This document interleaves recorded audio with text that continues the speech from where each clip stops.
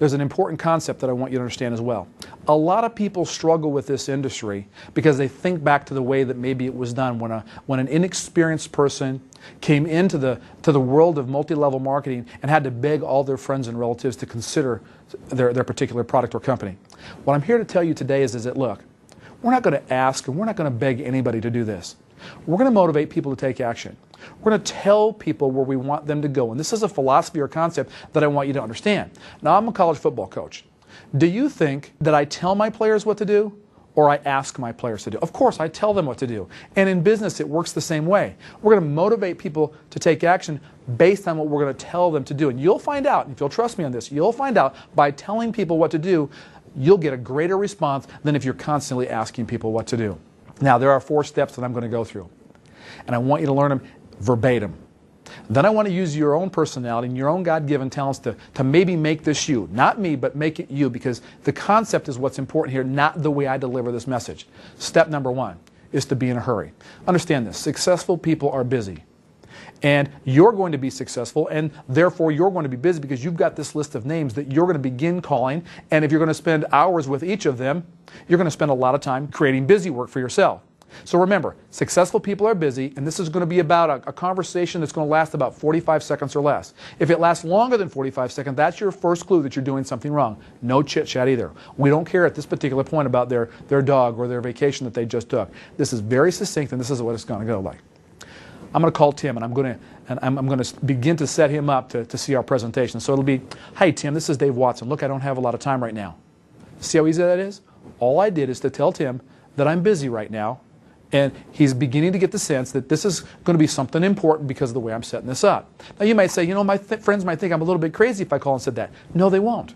No, they won't, because if you really were in a hurry because there was some emergency or something else that was going on, they wouldn't think that you're crazy. We're trying to create this sense of urgency. So to you, it might be something that's totally new, but trust me on this. You've got to learn and understand that this very, very important point right here sets the stage for what's going to happen next. Step number 2, in my opinion, is probably the most important step of all of them. And it's what we call clear the date. Here's what it's going to sound like. "Hey, Tim, this is Dave Watson. Look, I don't have a lot of time right now. Tim, what have you got going this afternoon at 3 o'clock? Now, all I've done is asked him very specifically what he's doing at this particular time of the day. It could be 7 o'clock, could be 9 o'clock, could be any time that you choose, but I just chose 3 o'clock. Now, Tim could do one of 2 things. He could say, "Dave, I've got a meeting at 3 o'clock. I won't be able to make it at that particular time," of which I'll then say, "Tim, no problem. I'll catch you another time." See, my goal is to clear the date. I couldn't clear the date because Tim was busy. I'm going to play to win. If I can't win, I'm not going to play. And so I'm going to leave him at that particular point and come back to him at another particular point. Now, I'll tell you what's going to happen. Tim's going to wonder, what's Dave doing? And I'm going to leave it right there because I'm going to try to create this little bit of mystery as to how this whole thing goes. Now, Tim may clear the date for me when I say, "Hey, Tim, this is Dave Watson. Look, I don't have a lot of time right now. What are you doing at 3 o'clock this afternoon?" He says, "Dave, I'm free." I just won. Because I know that the more dates that I can clear and the more people are going to see this, the more likelihood that I'm going to grow a large organization within World Ventures. So when they clear the date, that's an immediate victory for me. It's a win, and I want you to know and understand that when you do that, that's your goal of this particular call. Step 3 is this. Back to step 1 first. "Hey, Tim, this is Dave Watson. Look, I don't have a lot of time right now. Tim, what do you got going this afternoon at 3 o'clock? Tim is free. I'm immediately going to give him with some excitement in my voice, a little bit of passion, a little bit of belief in my voice, to say, "Tim, look, I've got something that you've got to see." And he'll know, because of the heartfelt nature with which I'm saying these things, that, look, this is serious stuff. And now Tim might say, "Oh, okay, Dave." And I'll immediately let him know, "I need you to be by your computer at 2:55 because I'm going to call you back at 3 o'clock. Now, the only stumble that could happen there is that Tim could say, "Well, Dave, tell me a little bit about it right now."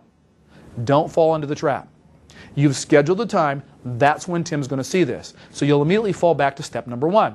If he says to you, "Hey, tell me a little bit about this." "Hey, Tim, here's the problem. I don't have a lot of time right now. We've just scheduled this appointment at 3 o'clock. I'll talk to you at 2:55. You're going to love it then. I'll talk to you then." And of course, step 4 is then to confirm that date. Step 1, be in a hurry. That's your fallback when you get those objections. Step number 2 is to clear the date. Play to win. You can't win, don't play. Once you've cleared that date, you're going to move on to step number 3. Step number 3 is with passion in your voice and some believability in your heart that, "Tim, look, I've got something you've absolutely got to see." Then you're going to confirm that date.